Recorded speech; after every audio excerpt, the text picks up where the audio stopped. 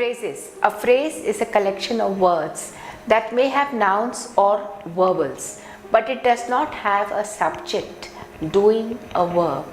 The following are examples of phrases: leaving behind the dog, smashing into a fence, before the first test, after the devastation, between ignorance and intelligence, broken into thousands of pieces, because of a glittering smile. In these examples, you will find nouns like dog, fence, test, devastation, ignorance, intelligence, thousands, pieces. You also have some verbals: leaving, smashing, but in no case is the noun functioning as a subject doing a predicate verb. These are all phrases. So a phrase is a group of words without a subject-verb component used as a single part of speech. Examples: best friend, this phrase acts as a noun. Needing help, this phrase acts as an adjective. With the blue shirt, this prepositional phrase acts as an adjective. See prepositions. For 20 days, this prepositional phrase acts as an adverb. A phrase is a part of a sentence and does not express a complete thought. The phrase in a corner makes sense but not complete sense. A brief expression, sometimes a single word, but usually two or more words forming an expression by themselves or by being a portion of a sentence. A short, pithy, terse and full of meaning or substance expression. A mode or form of speech, the manner or style in which one expresses himself. Basic constituent structure, analysis of a sentence. Sentence, verb, phrase, noun, phrase, article, noun. So the article is the, noun, the cat, making a noun phrase. The verb, sat. A prepositional phrase, noun phrase, preposition on. Noun phrase, article, and then noun. Again you have the mat. So you have a noun phrase as the object and you have a noun phrase as the subject. A phrase then is defined as a group of related words that does not contain a subject and a verb. On the table, consider the following example: he is laughing at a joker. The above sentence has two parts: he is laughing and at a joker. The first part of the sentence, he is laughing, is a clause because it has a subject and a predicate, is laughing. He, subject, is laughing, predicate. Examples: the underlined part of each of following sentences shows a clause, while non-underlined part of each sentence shows a phrase. He reached school, clause, in time, phrase. I was standing, clause, near a wall, phrase. They are singing, clause, in a loud voice, phrase. She made tea, clause, for the guests, phrase. He bought a book, clause, for his friend, phrase. I will meet him, clause, in my office, phrase. You look handsome, clause, in this picture, phrase. Kinds of phrases. There are three types of phrases, namely adjective phrase, adverb phrase, noun phrase. Adjective phrases. A group of words which does the work of an adjective is called an adjective phrase. With his wife and children in the white dress, with a powerful army, with a long hair. The above adjective phrases may be turned into meaningful sentences. The man with wife and children is my uncle. The girl in the white dress is my elder sister. The king with a powerful army tried to defeat his enemy. I love girls with long hair. All in all, supreme. So we'll use this in a sentence. The manager is all in the office. All and sundry, all without distinction. I invited all and sundry to my sister's marriage. in black and white in writing. Example, the circle inspector wanted my statement in black and white. Fair and square, honest and proper. There is no fair and square distribution of wealth in our country. Blow hot and cold to change according to the situation. Don't believe him, he blows hot and cold. Hard and fast, definite. There is no hard and fast rule to success in life. High and low everywhere. God is high and low. Long and short, summary or substance. Example, the long and short of the matter is that she is in trouble now. Rough and ready, not elaborate. She prepared a rough and ready draft and I made the necessary modification in it. Slow and steady, resolute, constant. Slow and steady wins the race. Adverbial phrases. In the nick of the time, at the right time. The police arrived on the scene in the nick of time. In full swing, in progress. The company is in full swing this year and earning heavy profits. At the 11th hour, at the last moment, my friends came forward to help me at the 11th hour. At the stake, in danger, the Congress party is at the stake now. Out of sports, unwell. Padma is out of sports now. Prepositional phrases. In the teeth of, in the face of. The bill was passed by the parliament. In the teeth of opposition. In quest of. In search of. A scholar is always in quest of knowledge. Instead of. In place of. Madhvi came to me instead of her sister. In the air, under consideration. Liquor prohibition is still in the air. In case of, on condition that.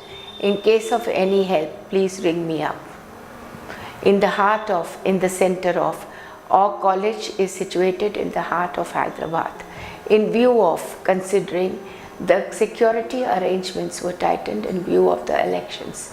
In a nutshell, in short, she explained the problem in a nutshell.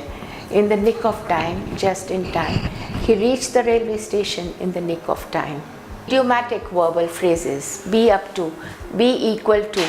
Your essay is not up to the standard. To be up and doing, to be actively engaged. You must be up and doing in your studies. Otherwise, you will not get distinction. To be at a loss, to be confused. Example, I am at a loss how to express my love to her. To be born with a silver spoon in one's mouth. To be born in a rich family. Madhvi was born with a silver spoon in her mouth. To be worthwhile, proper to do. It is worthwhile to brush your abilities. To be all ears, proper to do. I am all ears to film songs. To be weak in the story, to be feeble-minded. She is weak in the story and so she cannot come up in life. To be at daggers drawn. To be bitter enemies. Example, the two sisters are always at daggers drawn. To be at one's wit end. To be greatly perplexed. When I saw the mathematics question paper in the exam, I was at my wit's end. Miscellaneous idioms and phrases. New broom sweeps clean. A new employee works with zeal. Madhvi is a newly appointed stenographer. She is very keen at taking down dictation and typing it neatly. It is evident that a new broom sweeps clean. Ill at ease, restless. I felt ill at ease at the interview. A feather in one's cap, a new honor. Example, he was awarded a Padma Shri besides several other titles. So it is a feather in his cap. The salt of the earth, the best people of the earth. Example, Mother Teresa may be considered to be the salt of the earth. On the rock, tormented. The police put him on the rack to extract the truth from him. Man of parts, talented. Example, R.K. Narayan is a man of parts. Helter-skelter, in confusion. The crowd ran helter-skelter on seeing the film star. First water, highest grade. The leather is of first water. It is the best one. Seventh heaven, a place of extreme happiness.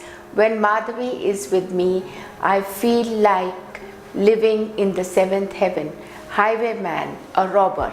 The cyclist was looted by a highwayman. Clause. Both clauses and phrases are basic components of writing sentences. When combined with other parts of speech and other parts of sentences, clauses and phrases help build an intricate system through which your words convey meaning. Understanding the difference between the two is vital to write grammatically correct and properly constructed sentences. A clause is a group of words that can act as a sentence, but is not necessarily a complete sentence on its own. All clauses contain both a subject and a predicate, which always contains a verb. A predicate tells something about what the subject is doing. Some clauses can stand alone as a complete sentence, others cannot. Example, she danced. She is the subject, danced is both the verb and the predicate.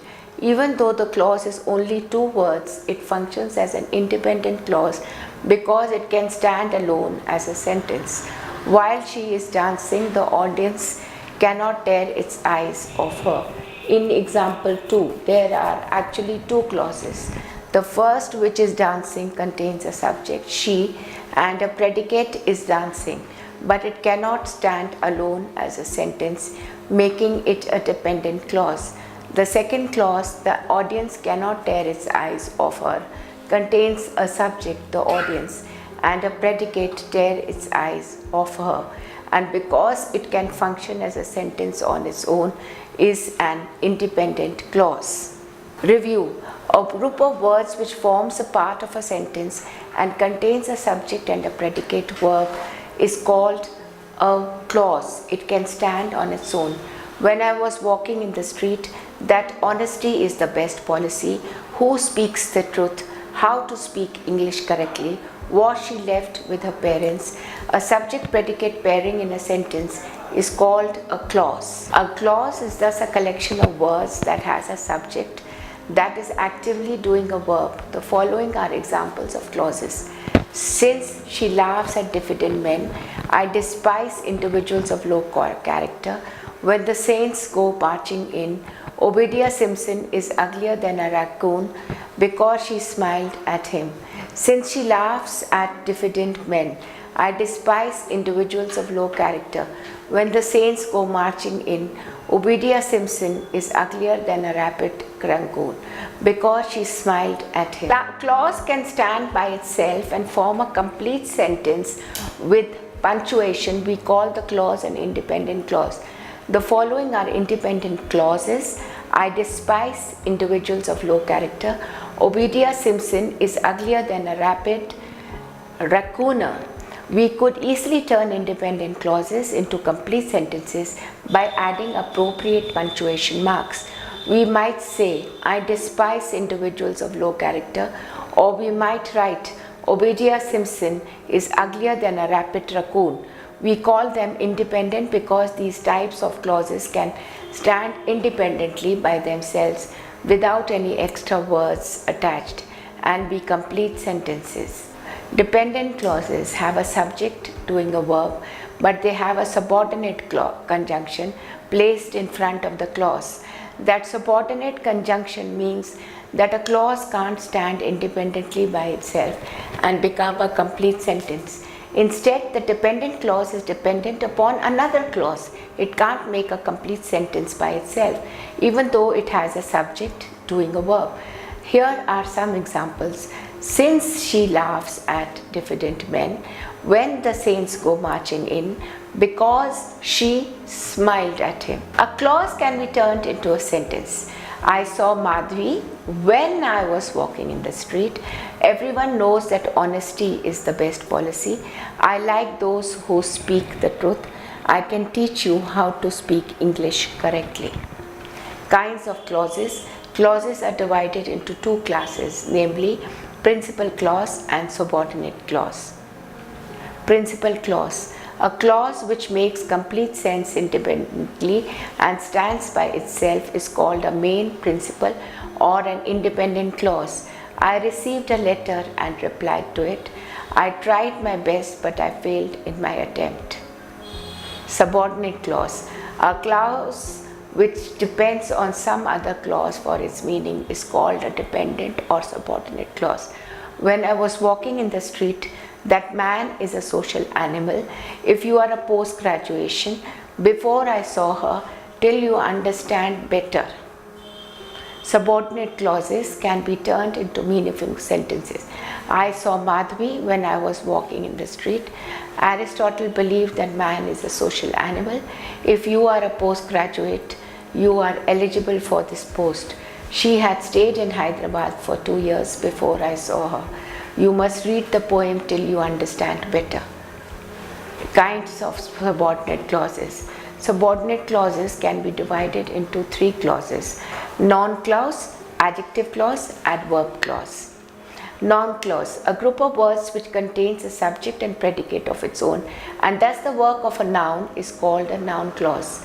I know that she is a teacher in the school. What I like most in her is her modesty. I know when to apply for a bank loan. A noun clause can be used as the subject of a verb, object of a transitive verb, object of a preposition, in opposition to a noun or pronoun, the complement of a verb of incomplete predication. The subject of the verb. That she left her husband is known to all. Whether to apply for the post is a problem to me. The object of a transitive verb. I know that she is a teacher in the school. We don't understand how long she wants to remain unmarried. The object of a preposition. I am not satisfied with what I achieved in life. She did not pay attention to what I explained to her. In apposition to a noun or pronoun, it is surprising that my sister hasn't realized the value of my mother. It is really a pity that Madhvi has never recognized my love. The complement of a verb of incomplete predication. My belief is that hard work brings success. The problem is whether to attend the function or stay at home. Review. A clause is a group of words containing a subject and verb. An independent clause is a simple sentence. It can stand on its own. Examples: she is hungry. I am feeling well today. A dependent clause cannot stand on its own. It needs an independent clause to complete a sentence. Dependent clauses often begin with such words as although, since, if, when, and because. Examples: although she is hungry, whoever is hungry, because I am feeling well. Dependent. Now dependent again, now notice and carefully focus, don't muck up.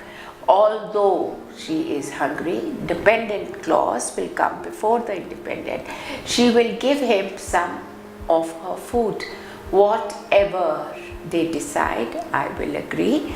Independent. Supposing whatever they decide is not there, it is dependent on what I will agree to. Adjective clause.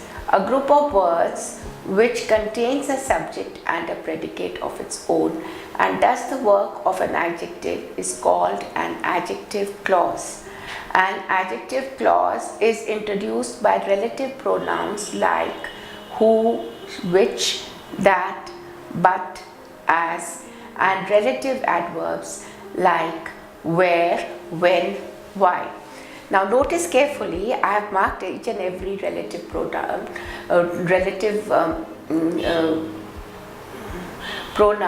in red. Be very careful, just focus yourself for the time period and you will come to know about it for all your lifetime.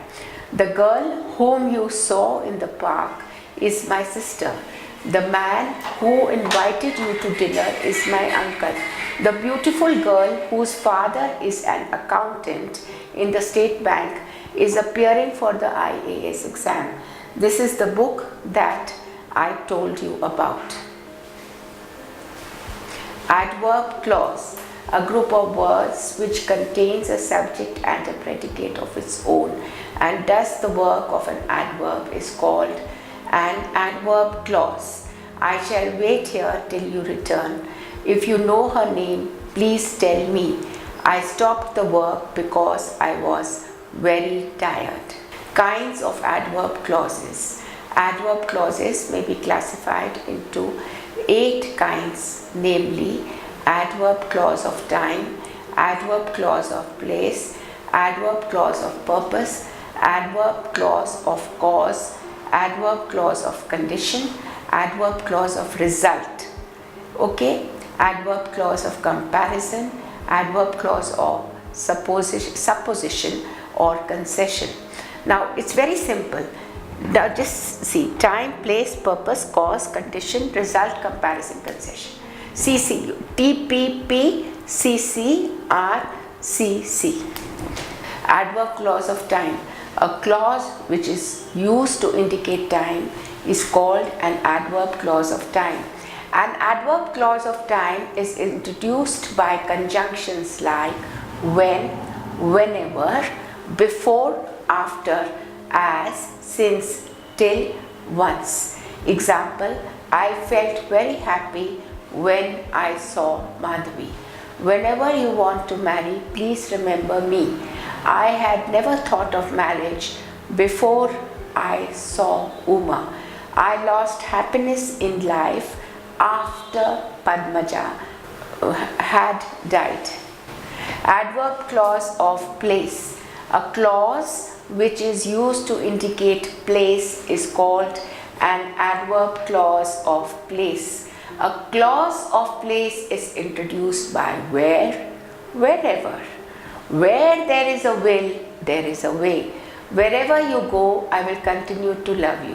Wherever we went, we were insulted. Adverb clause of purpose. A clause which is used to indicate purpose is called an adverb clause of purpose. A clause of purpose is introduced by words like that, in order that, so that, and lest. We read that we may understand the world. He worked hard to earn money in order that he might make his wife happy. He came to India so that he might marry an Indian girl. Adverb clause of reason. A clause which is used to indicate cause or reason is called an adverb clause of cause or reason.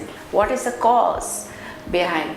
An adverb clause of cause is introduced by words like because, since, as, in as much as, and that. I stopped that word because I was tired. I loved Madhvi because she was beautiful. Since she has a desire to marry, she discontinued her study. Adverb clause of condition. A clause which is used to indicate condition is called an adverb clause of condition. A clause of condition is introduced by words like if, unless, whether, provided that, and so long as. If you help me, I shall be happy. If you go there, I can see Madhavi. Unless you tell her about your love, she won't know it. Adverb clause of result or consequence. A clause which is used to indicate result or consequence is called an adverb clause of result or consequence. An adverb clause of result is introduced by words like so that and such that.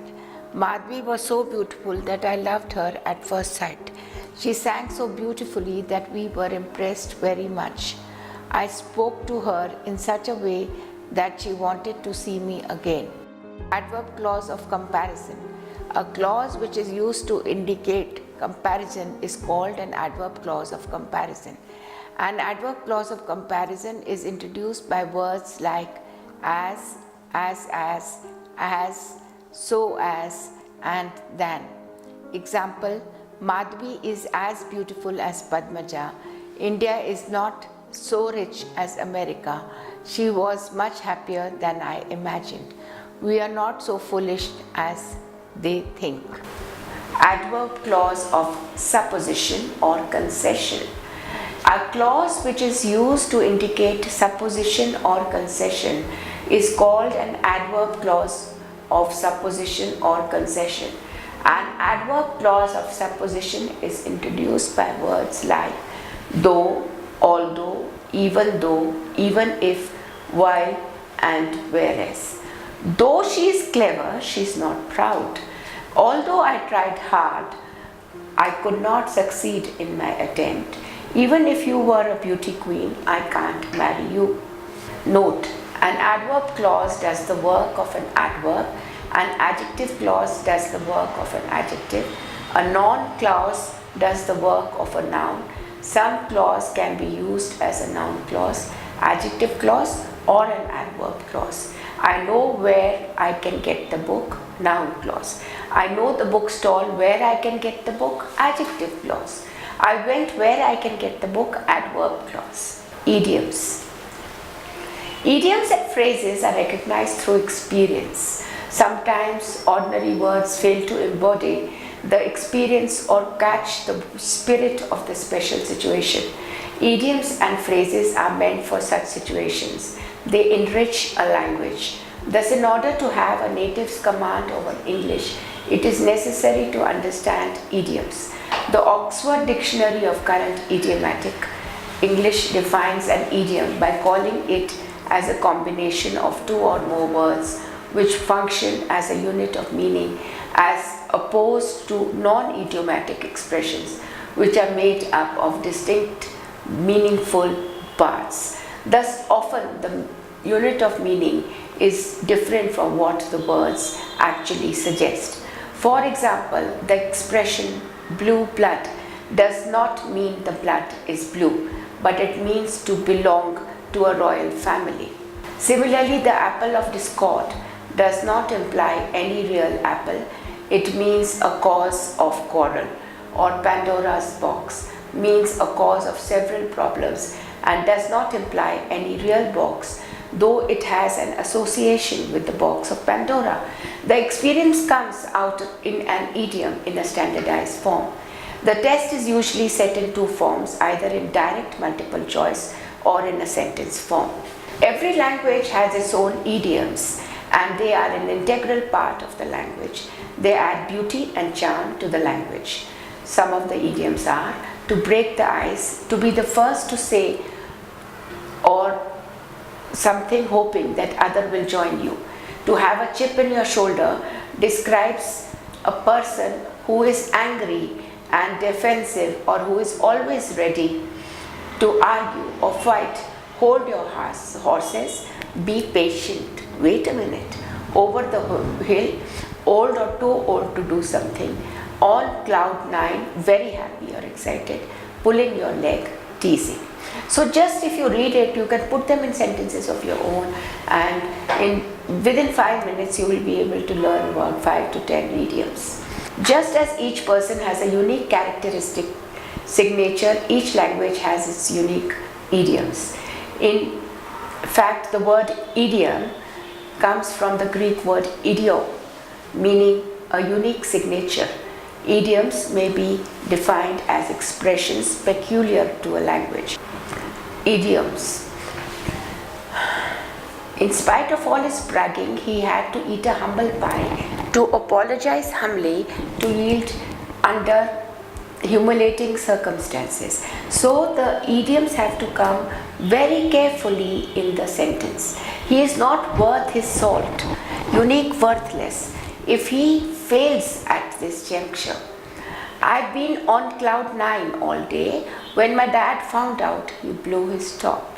I believe I have a lemon on my hands. Something fishy is going on around here.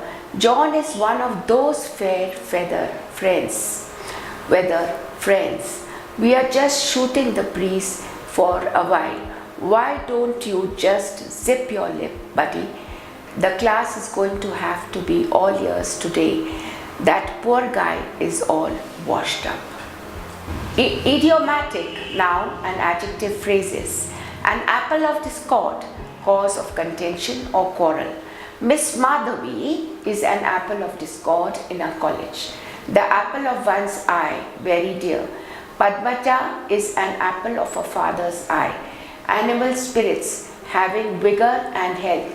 Raju is in animal spirits, so he can do anything. Apple pie order, neat and clean. You must arrange the books in an apple pie order. A beast of prey, a beast that lives by killing and eating other animals. The tiger is a beast of prey. A bed of roses, a very comfortable and pleasant condition. To succeed in journalism is not a bed of roses. A bird of passage, a person who travels widely. My uncle is a bird of passage. A black sheep, an evil person who does wrong to everyone.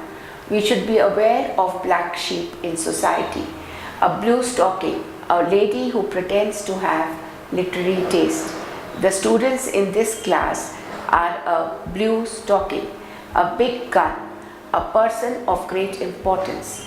Example, R.K. Narayan is a big gun in India.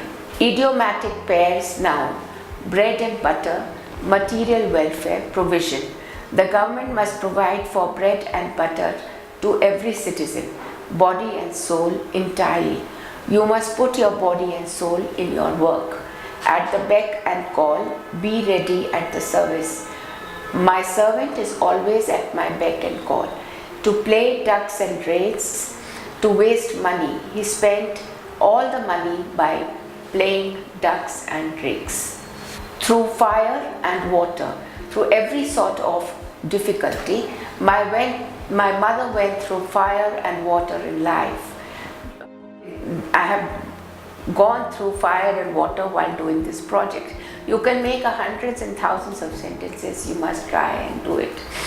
Flesh and blood, human nature. Flesh and blood cannot bear such an injustice. By fits and starts, irregularly, he works by fits and starts. Fire and fury, enthusiasm.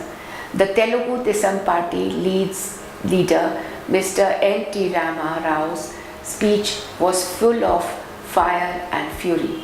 By hook or by crook, by fair or foul means. Politicians desire to come to power by hook or by crook.